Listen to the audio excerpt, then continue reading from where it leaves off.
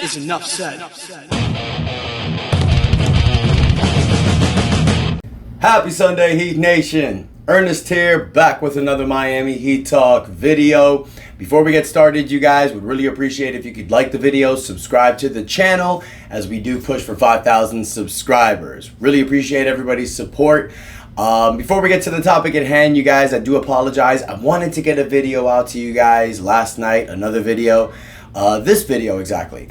But I was at a wrestling show last night. It was a battle and a war. I had a tag team match with my partner, Ricky Martinez. We're the 5-star era. We fought Domino, who's like a local, super babyface guy, super good guy. And his trainer, which is the WWE legend, Gangrel. We had a war. It was a battle. I am covered. I don't know if you guys can tell. I got bruises everywhere on my back. I fell on a bunch of dominoes. Your boy is beat and battered, but I'm ready to rock and roll on another Miami Heat Talk adventure. So let's get ready, you guys. Let's have an amazing Sunday. Let's stay positive because we know there's not really a lot going on right now with the Miami Heat. The Miami Heat just keep swinging and missing in this whole free agency period.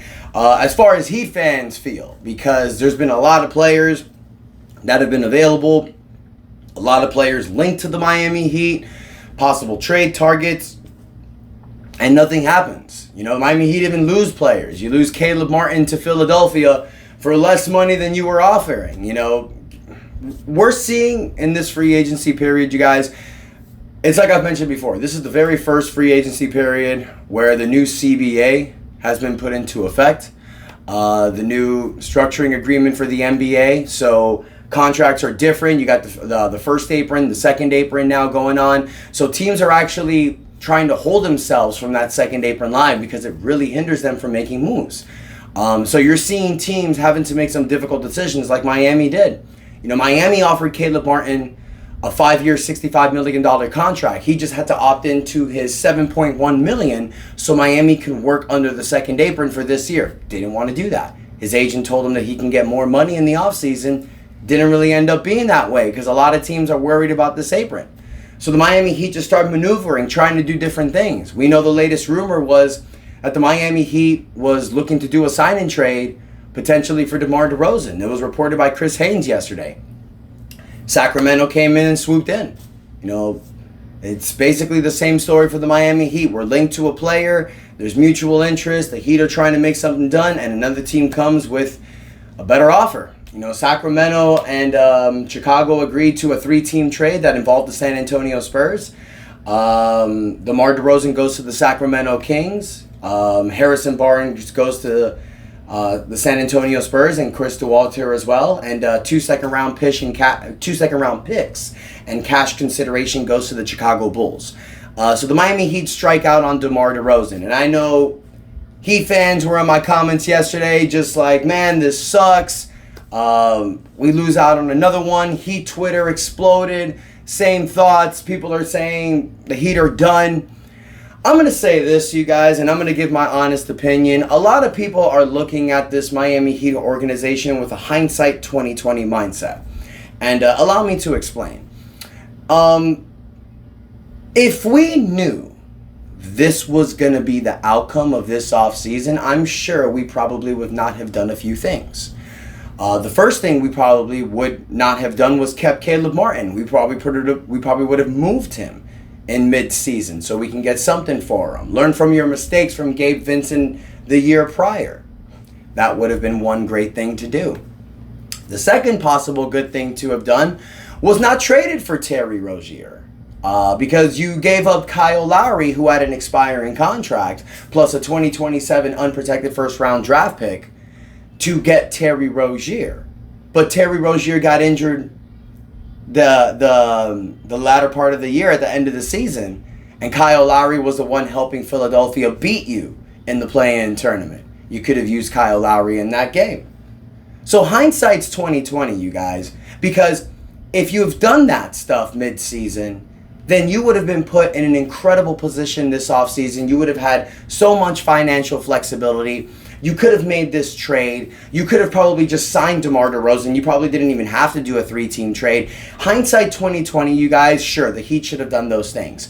But remember why the Heat didn't trade Caleb Martin and traded for Terry Rozier in 2024. It's because what we did in the 2023 playoffs. This Miami Heat organization looked at this team as a championship now team. We just needed to be healthy. For God's sakes, the 2024 team was actually better than the 2023 team that was in the playoffs, with the emergence of Jaime Jaquez and Nikola Jovic.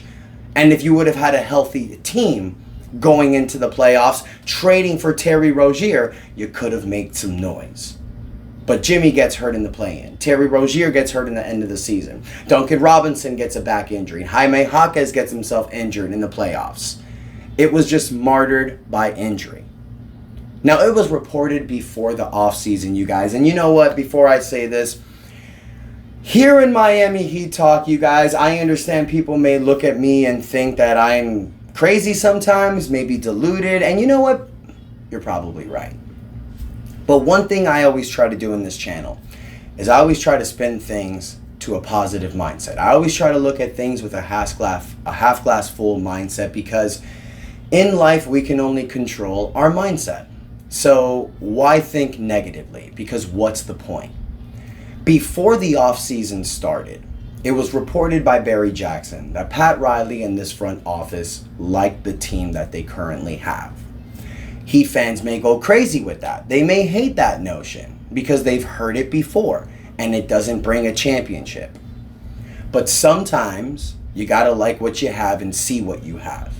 We have not seen what this Miami Heat team looks like with a fully healthy Jimmy Butler, Bam Adebayo, Terry Rozier, and Tyler Hero. Will it work? Will it not work? We don't know. We don't know. All we know is that it doesn't work because they're always injured. But we've never seen them fully healthy together. Jaime Jaquez and Nikola Jovic are going to have another year under their belt next year. They're going to be called upon more. With Caleb Martin gone, Jaime Jaquez is going to have to step up and take a bigger role. You may be able to retain Haywood Highsmith. That's a defensive specialist that you need back on this team. You finally got your big. Something that Heat fans have been clamoring for years. Look at what Kel'el Ware did in the Summer League game. He got 5 blocks, great game, great defensive showing. I understand it's Summer League, but he's showing you that he's standing out. That's somebody that you can plug next to Bam. Something we haven't had in years. Something we've never had. A defensive big next to Bam, who's quick on his feet and can hit the three. That's an upgrade. Last year when we drafted Jaime Jaquez, people said that he wasn't an asset at all, possibly trading for Damian Lillard. Well, look what happened mid-season.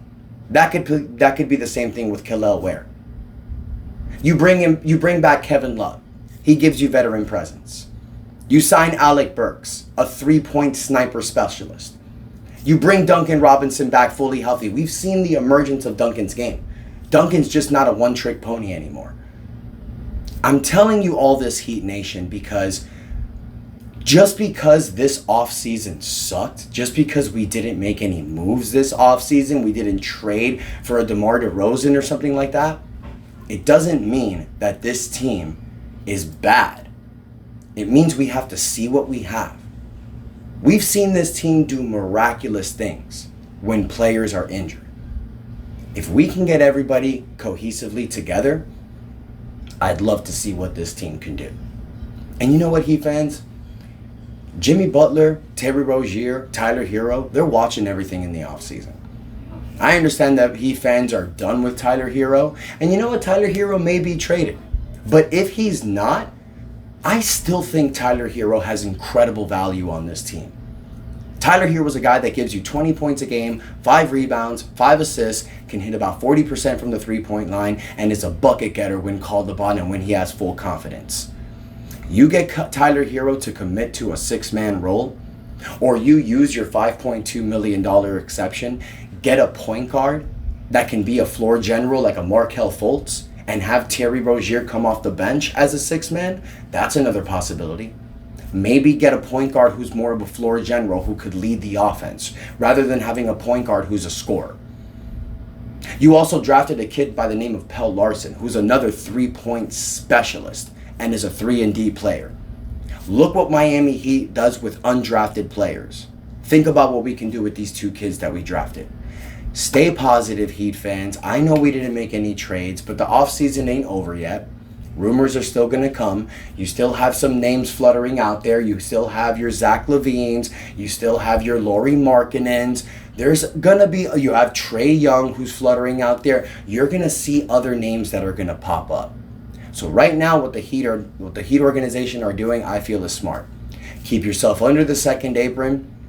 Keep yourself financially flexible. And if you can't make any trades, go all in with this team. See what you have with this roster. Because Miami Heat fans, to be honest with you guys, it's going to be positive regardless. Option A, this team does it. They go to the mountaintop and they win it all. And we put another year on that banner and then we just go with a beautiful high. Or they don't do it. They fail. And you finally see what you have in this team. That the Jimmy Butler era just doesn't work. And then you can move on and get yourself financially flexible and then go after that big star to pair with Bam. So I want to hear from you, Heat Nation. Do you think that next season we're going to be held to mediocrity? Or do you think, like me, fully healthy, this team can actually make a run? Maybe I'm crazy. Maybe I'm deluded. One thing I'm always going to do is never count out this Heat squad. So let me know what you guys think in the comments. Don't forget to like the video. Do not forget to subscribe to the channel. Hope you guys enjoy your Sunday. Have a beautiful day. Your boy Ernest out. And that is enough said. Don't forget to subscribe. Yeah, buddy.